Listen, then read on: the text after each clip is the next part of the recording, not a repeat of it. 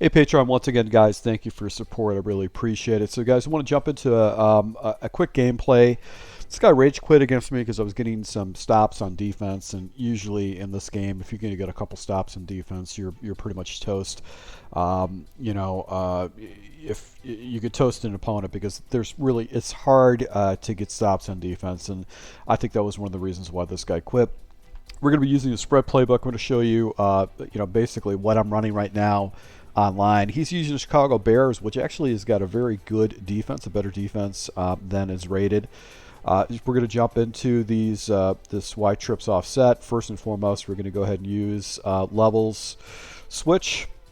Inside zone, we're going to go ahead and switch that out for the flat play. I just didn't hit the right thing right there. And then we're going to go into the other formation. We're going to put in the Z spot, and then we're going to use halfback draw. I was a little bit off my game. I was actually putting wrong audibles in. But, because I do use this first formation, which is the offset formation, I essentially, I can pretty much use the first formation without any kind of other adjustments.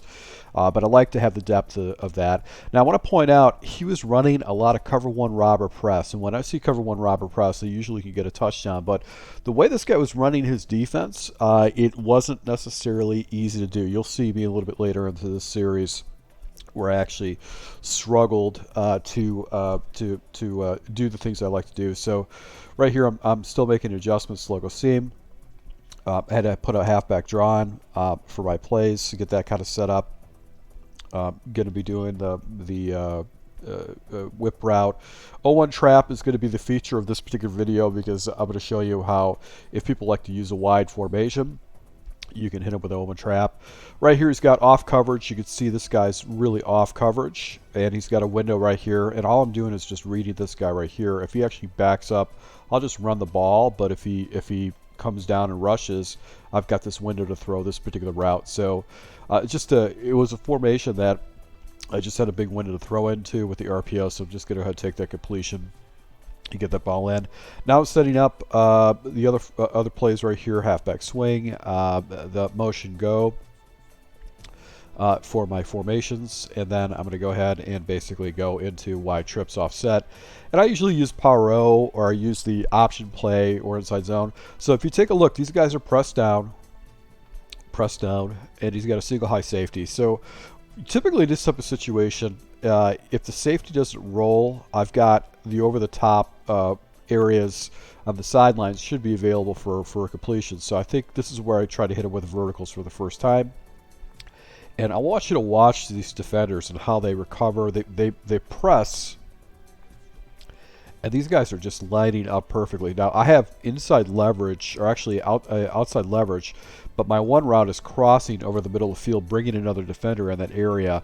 I actually take a shot up top, but you can see I've got 3 defenders in the area in that type of situation. It's not really, really good. So I didn't like that. So I'm like, okay, the wide side of the field is on the opposite side. If he shows me the same defense, I'm going to go ahead and try to hit him up with the fly route on the backside with Collins. So I'm looking over here, and I'm just going to lob it up once my wide receiver gets past this defender. And you can see, look at this guy. This guy is just carrying. I actually threw it a little bit early, too, because I wanted to make sure that the safety couldn't slide over. And for some particular reason, his defender just played it perfectly. So I don't know what this guy's defensive adjustment was. I can see why he stayed into this defense, because I couldn't lob streak this guy. So I jump into motion spot. This is one of my favorite plays, and my goal is to actually hit this guy right here, because what's going to happen is this guy's going to match up. He's going to come down. I should be able to hit this guy, and I brought myself, a slant route over the middle of the field to actually go ahead and complement that, just in case that corner route was not available. He does a quick switch. I don't know what he's switching right there, but it is man coverage. He played the middle of the field. I'm able to get a completion right there, ag completion, and get a completion right there, but I just didn't like it. Now he goes off coverage. I use basically just a quick out, hit him with the quick out. Basically get a nice little completion right there for 7 yards. That's why I built that into the scheme. I want to abuse people who are playing off coverage and there's no support. And then I jump into 0-1 trap. And here's the thing, is what he does. Okay, so 0-1 trap is really good when you have a wide alignment. when you have defenders like this. But he slid his guy over, and once the center is covered, you want to get out 0-1 trap. It's not that good of a play. So I probably should have went back to the previous play, but when you go like when you do that, what happens is you're going to get a guy that's going to shoot in like this into the gaps, and that can cause a problem. So I snapped the ball. I should have got out of that run because of what he was setting up. He actually kind of like he set it up like it was a 34 defense. So right here I've got basically an outside run. These guys should carry. They're pressing right now, and basically go to the outside. And then when I pitch the ball, immediately these wide receivers basically or basically defensive backs go back to the running back. So I got a turnover in this type of situation, and I was struggling with his defense. I was in field goal range. I got to take the points in this situation. Don't get greedy. Take the points. Take the lead. Get back on defense again, and maybe you can get another stop. So he ends up scoring. He gets a big play. So it's 7-3. And here's my next series. Basically, I got off coverage with this defender. You can see this guy is off coverage. And I'm really kind of reading these guys and watching this guy, see if he goes into a flat zone. I'm watching to see if this guy supports. And I'm going to take this all the time if it's available. So this is the quick little out. Go ahead, throw the ball, complete it. You can see I racked it right there. I'll be able to go to get about like 20 yards off that particular play. Now he goes back with the press look again, but he's got two high safeties. But I think this is where I jump into basically I just do inside run. This is just basically inside run. You can see right here I get some pretty good leverage right there with the run. I'm able to go ahead and get the ball up, and he's running this cover one robber press. So it's a cover one press, and usually I can beat this pretty effectively.